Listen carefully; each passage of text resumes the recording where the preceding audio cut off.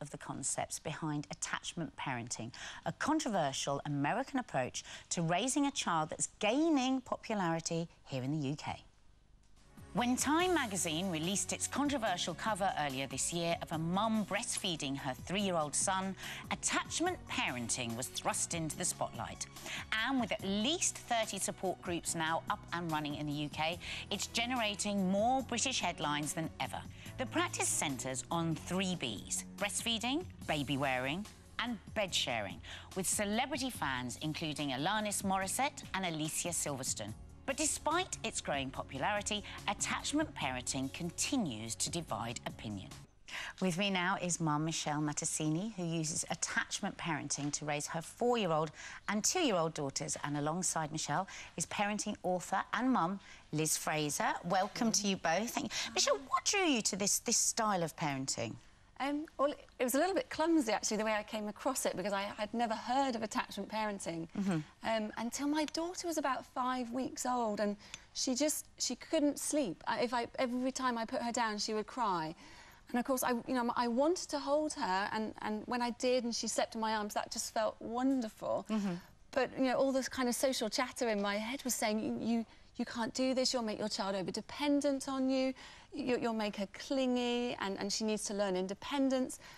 And so I thought, I have to find out more about this, and so I started to read about sleep. And when I started to understand that actually, you know, she only has a quarter of her brain developed. She's a tiny creature who really just wants constant contact with me, and that's normal.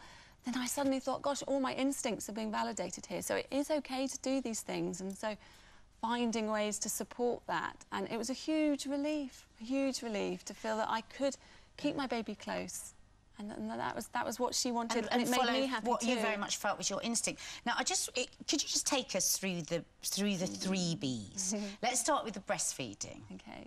Well, you still breastfeed your 4-year-old and your 2-year-old, is that right? I do, yes. And it's interesting because I planned to breastfeed for 6 months and go back to work, and so I never had any appreciation of how central it might become to my mothering. But I think if you told me then that I would be breastfeeding my 4-year-old, I'd have been quite amazed, really. But for you, again, it feels right. So, again, it's an instinct. And it's a day-by-day relationship, really, and it feels very sustainable. I mean, if it wasn't mutually beneficial, we wouldn't be doing it, but it easily assimilates into our life. But feeding with love and respect is definitely not exclusive to breastfeeding. So there's attachment parents who bottle feed as well. OK. It doesn't just have to be breastfeeding. OK, I want to move you on because I want to get through all the Bs. Next, bed sharing. Now, a lot of us have no choice because our children get in when we're fast asleep and con us into which is me. But you actually made that choice. You knocked down a wall in your bedroom, you made a huge bed, and all 4 of you sleep together. Now, I can understand that for the children that is absolutely wonderful, because all children want to sleep close to their parents. It's a lovely feeling. But how does that work for your relationship? Well, we bed shared when our first daughter was born, and by some magic we have another daughter. So it's not really by magic, though.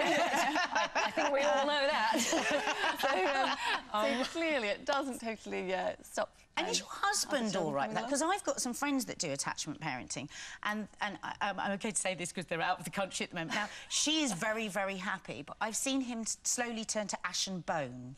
He's not the man he was. How is that for the fella? My husband says that waking up in the morning and seeing the 3 of us sleep peacefully next to him is like the best feeling in the world. And for both of us, it offers us a lot of reassurance. You know, so those waking moments are really beautiful. You have somebody that's 100% with you. Well, so rarely now, I've got to let Lizzie, because Lizzie's literally like this. Oh, she's like a neighing ready horse. Off you go. Oh, man, there's so much to say here. Look, I mean, one of the things that is so important with parenting is that you need to mix different, what we're calling styles of parenting. We've got attachment parenting, we've got baby-led weaning, we've got, you know, controlled crying. There's all this kind of thing, you know, and as some of your commentators said in the little clip that you played before, it's actually just to do with a bit of this and a bit of that. Now, important things are, in these very early weeks and months, yes, a baby... the time scale of a baby's needs of a human's needs grow as they get older. When they're newborn, when they're tiny, when they need feeding now. When they want to sleep, they want to sleep now. And so, yes, in those early weeks and months, it's very important to be very close to your child. And but one of the roles of being a parent is to teach your child how to get on out there when they go into the real world, the world that we live in. So not in tribes, in cultures where we do all share one hut because actually that's all we've got. And so part of that job of parenting is letting them go more and more and more. And so a lot of the problems that people with long-term breastfeeding have is that, you know, you're not allowing your child to break free of that and to be independent. And the central problem with attachment parenting to the level that it can be taken is that you're telling your child basically that everything revolves around them. Everything revolves around them. They are the centre of the universe. Your job is to do everything that they want.